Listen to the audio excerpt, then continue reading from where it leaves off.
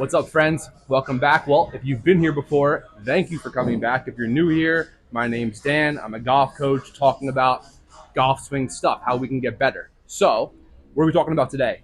Trajectory control, or in other words, how we can hit it higher versus hitting it lower. Some of us just want to control it better. Some of us miss by hitting it too high or too low. Either way, this information could be helpful to you if you're a golfer interested in that stuff. We're going to look to control our trajectory through three key variables. It's going to be ball position, it's going to be lateral movement, and it's going to be how long of an arc we are making in the follow through, shorter versus longer. Okay, cool. So here's what we're going to do. We're going to kind of stack it where we can use all these variables to go sort of max low as we can hit it, and then max high as we can hit it. Okay, let's not waste any time here. So let's start with max low first, as low as I can hit the ball. So some of this might be information you already know, but as it ties all together, I think it'll be helpful. Hang on for me. So pretty simple stuff to start. If we want to hit it lower, we're going to move the ball position back in our stance. Why is that? Because as the ball's back in my stance, I'll naturally apply more shaft lean, forward shaft lean. As that shaft leans forward, I'm de-lofting it or delivering less dynamic loft for a lower trajectory there to the ball. So ball back in our stance to start. To double down on that for our lateral motion part, we're going to really start leaning into that left leg as much as possible. So we don't want too much shift away from the target in the backswing and lots of lateral shift towards the target in the follow through. And then relative to our arc, we want a nice long one, right? So if we're just trying to hit it as low as possible, maybe like a knockdown shot under a tree, there's almost no reason to hinge back up at all. You're going to have to release kind of through a max kind of long arc position if you're going for like top speed, I think, because you want to let some of those hands go for max speed. But this is just pure trajectory control, right? So I'm going to hit a few here to explain face on, and I'll flip this camera around so you can see what's happening down the line. All right, cool. So let's do one here. We'll go ball position, back in the stance, lean forward, long arc through it. Let's try one.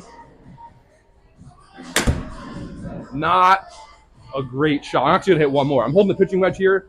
You'll see in a second when I flip it over. That came out at 17, but I think I can even hit it a little bit lower. 17 launch angle. Ball back, lean forward, long arc. Okay, 13. And I stood too far from that one, caught the toe. Okay, there's our max low one. 14 it adjusted to here on the TrackMan. Now, we'll flip that around. If I want to hit it higher, we're going to go ball slightly forward. I'm going to feel like maybe I'm shifting a little bit more. Don't go crazy. I don't want to hit behind the ball. Maybe a little bit more into my right leg in the backswing. I'm going to try and get back over the ball because, again, we want to be careful here with this. I don't want to hit behind the ball at all. I'm just not looking to get as far forward as my really low one.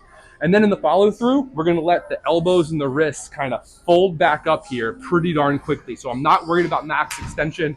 I want to get that club back up in the air pretty quickly. Let's try one here. So ball further forward. A little bit more behind the ball versus the first one here, and then a quick rehinge through. And now that pitching wedge went from 13, 14 launch up to 25. Let's go ahead and flip this bad boy around. If you've watched my videos before, you know I keep it pretty raw here. We're not doing a lot of fancy editing. Okay, so here we are down the line. Let's try this again. Quick sip of water. Okay, back in frame. Sorry about that. Now, let's do a couple here, just another demo. We'll go max low, so ball's gonna be back in my stance. Gonna really lean left and long arc through it. Let's try to actually hit one in the middle of the club face for you here. Ball back, lean forward, long arc. Okay, a little bit more in the middle of the face. That's down at 16. And this is a pitching wedge that probably has, this is a strong set I think I'm having here, so 44, 43 degrees of loft on that static loft, but I delivered 25 degrees of loft to that ball. So I think for a pitching wedge, we'll call that a lower one.